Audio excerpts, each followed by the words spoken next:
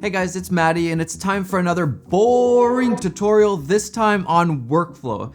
And not even like the cool workflow on how I edit or color grade. We're gonna talk about data and files and folders. Boring, but super important, so I'm gonna try to give you guys some pro tips to save you a lot of time and massive headaches later on.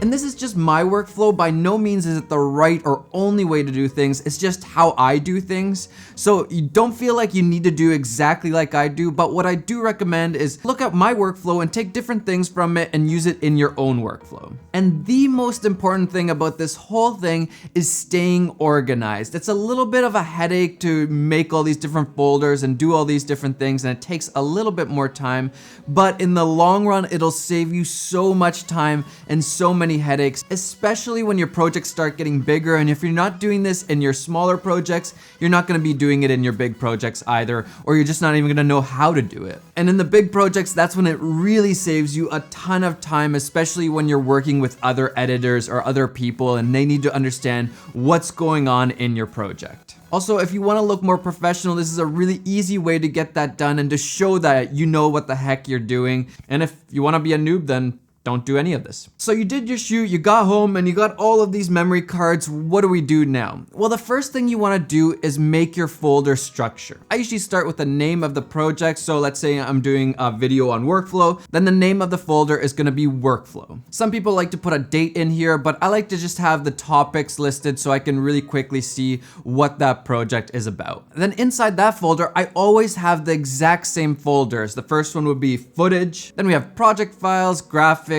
music, and renders. And you could have other folders also, but these are the 5 that I always have inside of every single project folder. All right, so now we're ready to ingest the cards or offload them onto the computer or hard drive. So we're gonna go into the footage folder, and in here, I'm gonna make a folder for each camera that I had for that shoot. So for example, if I had a 1DX Mark II and then a 6D Mark II, I'm gonna make a folder for each of those cameras. And also, if this project takes place over multiple days, I'm gonna have day 1, day 2, day 3, day 4, all the way down in this folder, and then have those different cameras inside of those folders. And here you might also want to use a date instead of just day 1 or day 2. That might help you with your organization. Especially if you're doing a really long project like a documentary or something, you're gonna want to put the dates in there just so you know, okay, yeah, we shot on that date doing that. And you might want to even use some sort of keyword to describe that shoot day. But having different folders for each camera really helps, because you know that, okay, that camera was doing that and this camera was doing that, so you can quickly find your footage. All right, so we're gonna take this 1DX2 footage and we're gonna put it into the 1DX2 folder.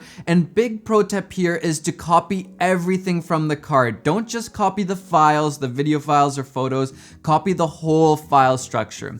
This is just a pro tip so you're not missing anything. Sometimes weird things happen and you might have missed some files. I would always recommend taking the whole file structure, copying that and putting it onto your computer or hard drive.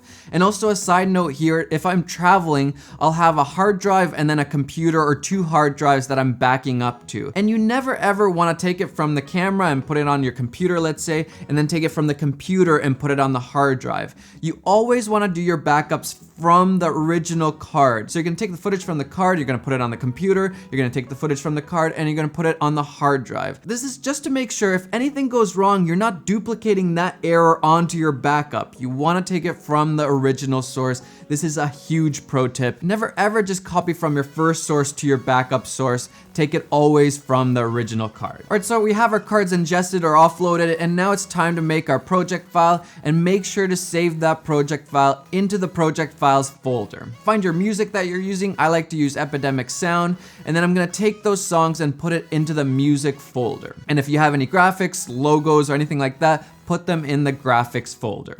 And another pro tip here that can really save you, especially when you're on the road traveling or you're at somebody else's studio, is to save certain things to the cloud. Now, I never put all my footage to the cloud and try to edit from there or anything like that, but I like to put certain key things into the cloud. So if I'm somewhere else, I'm traveling or I'm at somebody else's place, I can quickly download those. And those are usually things that I use constantly, like music or graphics or intros or outros, things that I use in a lot of different videos and that are usually on my home hard drive or computer, I like to keep in the cloud just in case I ever need them and I'm not at home in my studio. And for this, I tried Google Drive at first, but I found that it just doesn't work super well, especially when you're dealing with a lot of different clips. If I had to send some footage to somebody else, it just doesn't work so well. The download is always a little bit funny. So right now I've been using pCloud, and I actually got them to sponsor this video so you guys could have a 3-month free trial with 500 gigabytes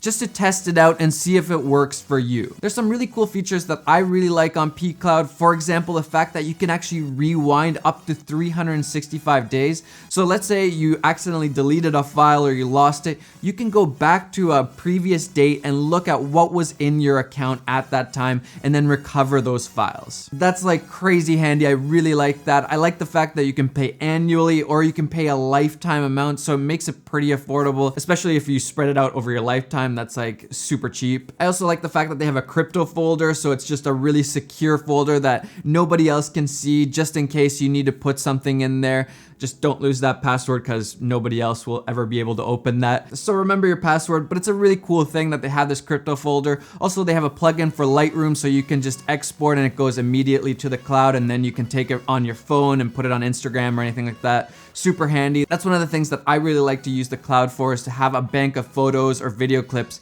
that I'm gonna be posting on Instagram. So they don't take up space on my phone, but I still have them whenever I need them. There's a lot of really cool features and reasons why I like pCloud. So if you don't have any cloud storage right now, make sure to check out pCloud. I'll link it down below. Free trial right now for you guys. All right, so back to the workflow. We're gonna take all these folders, we're gonna take them into the project file.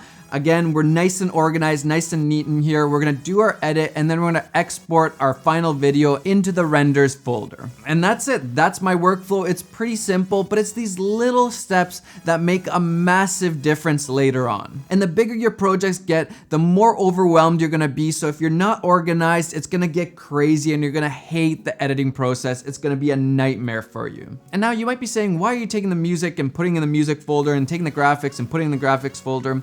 Well, let me ask you this question. How many times have you opened your project file and then there's all these missing files and you're having to link them and find them? Where are they? Well, if you put everything inside of one folder, you will never deal with that missing files issue. You're never gonna have to spend time doing that. You have everything inside of one folder, so if you need to copy that, move that, give it to somebody else, they have all the assets for that project. There's not gonna be any missing files. Boring, I know. But super important. This will 100% make you a better filmmaker. And this is one of those things that you can do right now, and tomorrow you will be a better filmmaker. I realized the other day that there's certain things like being trustworthy and working hard that anybody can do and that make you a better filmmaker. And this is one of those things. It's gonna take you a little bit more work, especially if you're not used to it. It's gonna take up a little bit more time setting it all up, but it's gonna save you so much time, so much headache later on. And it makes you a better filmmaker. So if you wanna be a better filmmaker, make sure your data management workflow is working and it's professional. You can become a better filmmaker right now, so do it.